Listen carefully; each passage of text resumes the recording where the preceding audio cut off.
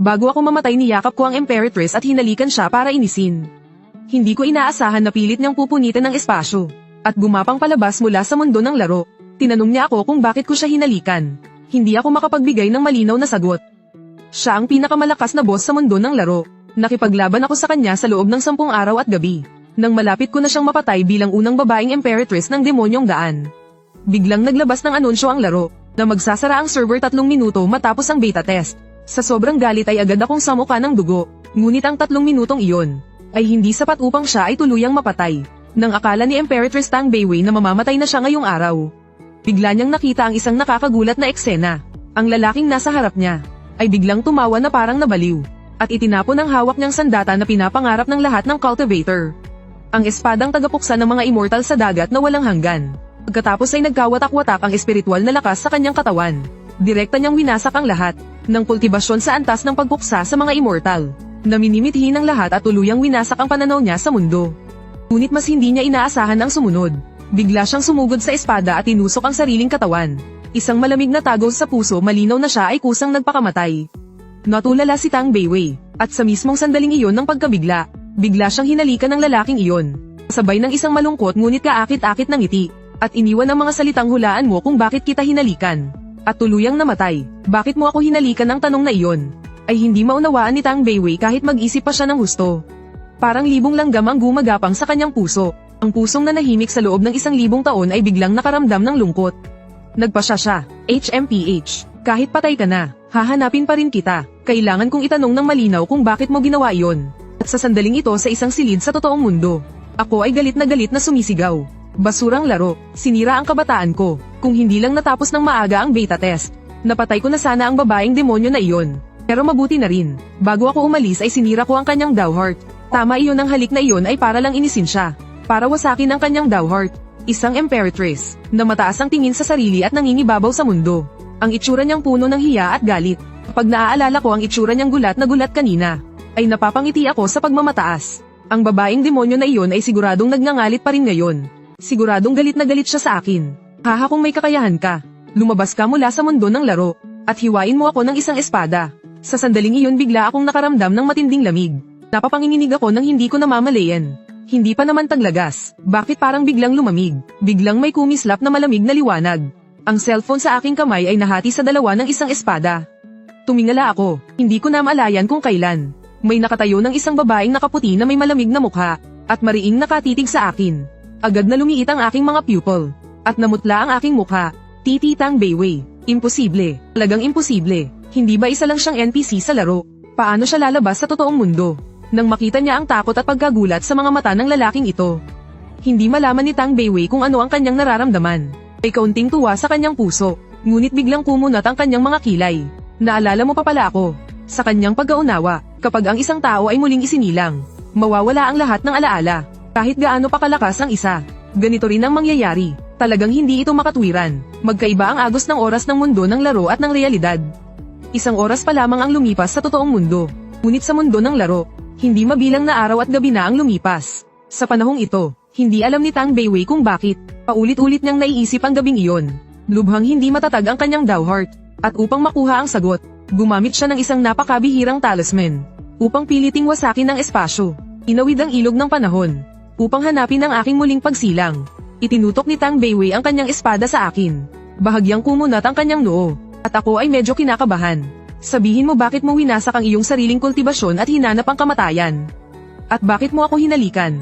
Pagkasabi nito, biglang bumaba ang temperatura sa silid. Muli akong napanginig. Ibig sabihin tinawid niya ang ilog ng panahon. At pati ang kalawakan para lang hanapin ako. Dahil lang ba hinalikan ko siya? Sobrang hindi ka panipaniwala. Bakit hindi ka sumasagot? Sa sandaling ito naghang ang utak ko. Parang nasusunog na ang CPU. Kung sasabihin kong aksidente lang iyon, siguradong papatayin niya ako agad. Ano ang gagawin ko? Kailangan ko ng sagot. Talagang apurado. Ngunit sa sandaling iyon, napansin ko, mas lalong masakit ang itsura ng mukha ng babaeng ito kaysa kanina. Matindi ang panginginig ng kanyang katawan. Tinitigan niya ako ng mahigit 10 segundo. Biglang nahulog ang mahabang espada sa kanyang kamay. At ang buong katawan niya ay biglang naglaho. Nakatitig lang ako sa silid na wala ng tao. Baliw na ba talaga ako? Ngunit ang espadang naiwan sa sahig at ang sirang cellphone ay malinaw na nagsasabi sa akin na totoo ang lahat ng ito. Umupo ako sa harap ng computer. at binuksan ang opisyal na website ng Zusian. At nagsimulang makipag-chat sa customer service. Pagrereklamo ako, magandang araw ikinagagalak naming pagsilbihan ka. Ano po ang nais ninyong ireklamo?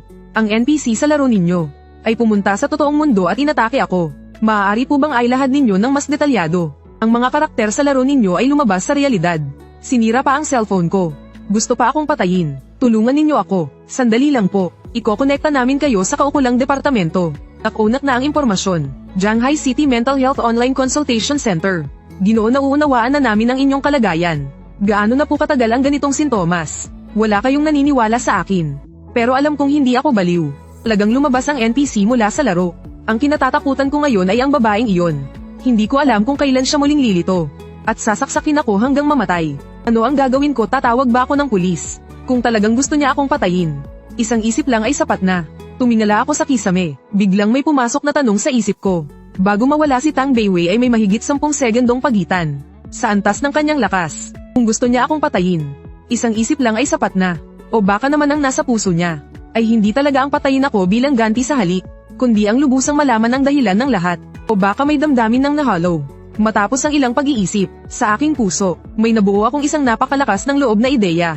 Una kong inilagay ang huling sulat sa isang sobra, at iniwan ito sa tindahan sa ibaba, para kung sakaling may mangyari. Pagkatapos ay bumalik ako sa inuupahang silid. Humiga sa sofa at hinintay ang pagdating ng babaeng iyon. Bigla, isang nakakapasong lamig na hangin ang sumugod sa loob ng silid. Nang inag ulit ako sa ginaw. Kaibigang Tang, sa wakas dumating ka na. Kakadaan pa lamang ni Tang Beiwei sa reinkarnasyon na porma sayon. At sinelyuhan ng karamihan ng kanyang lakas. Ngunit kakalapag pa lang niya, ay narinig na niya ang pamilyar na tinig sa kanyang tainga. Ano ang ibig mong sabihin? Alam mo ba kung bakit ko isinuko ang aking cultivation at dumating dito? Bakit ang dalawang bagay ang pinakagusto niyang malaman? Kung bakit isinuko ng lalaking ito ang antas ng pagputol sa immortal? At pumunta sa mababang antas na mundong ito. At ang isa pa ay kung bakit siya hinalikan ng gagawang ito. Isang marangal na malakas na nasa antas ng pagputol sa immortal. Gagawa ng ganitong klaseng kilos na sumisira sa puso ng Dao, ay sadyang hindi pa naririnig kailanman. Palihim kong sinulyapan ang babaeng ito, at napansing wala siyang ginagawang marahas. Sa wakas ay bumaba rin ang kaba sa aking dibdib. Mukhang nayanig na siya sa ipinakita kong kilos, upang maging immortal. Sa hilagang kontinenteng Kang, ilang 10,000 taon nang walang tunay na immortal. Wala nang sino mang makaabot sa pagiging immortal. Ibig mo bang sabihin ay may pagkakataon dito upang maging immortal? Naalala niyang bagamat manipis ang espiritual na enerhiya sa mundong ito, napakalakas naman ng batas ng langit at Dao. Dagdag pa nakusa kong isinuko ang antas ng pagputol sa immortal. Hindi niya maiwasang mag-alinlangan, ngunit nang maisip niya, na mula sa bibig ng gagawang ito nang galing ang mga salitang iyon. Bigla na naman siyang hindi naniwala, awang kalokohan. Bagamat malakas ang batas ng langit at Dao ng mundong ito, manipis pa rin ang espiritual na enerhiya. Hindi ito angkop sa pagsasanay. Huwag mo akong lokohin, Mangmang. Ikaw pa naman ay isang halimaw ng demonyong landas. Ngunit hindi mo man lang alam ang forma sayo ng Windbell. Mukhang sa aso napunta ang lahat ng pinagsanayan mo nitong mga taon. Kahit kabado ako sa loob, nagkunwari pa rin akong kalmado sa labas. At may halong pagmamataas at panlalait ang tono. Ay agad akong sumagot, alam mo ba kung bakit? Napakalakas ng batas ng langit at Dao sa mundong ito. Ngunit bakit manipis ang espiritual na enerhiya? Hinaharang ng forma sayo ng Windbell ang espiritual na lakas ng mundong ito. Kaya hindi mo ito maramdaman. Sino ang taong iyon? Ano ang antas ng kanyang lakas? Walang sino man sa mundo ang nakaalam ng kanyang tunay na pangalan. Tanging ang kanyang titulo lamang ang alam. Sapagkat ang Immortal Venerable ay matagal nang umakyat sa tuktok ng maalamat na tunay na immortal. At 2 taon at kalahati lamang niyang ginugol upang maunawaan ang Immortal Aperture. Nagpatuloy lang ako sa kakapagsalita, at mukhang kapanipaniwala pa ang bawat detalye.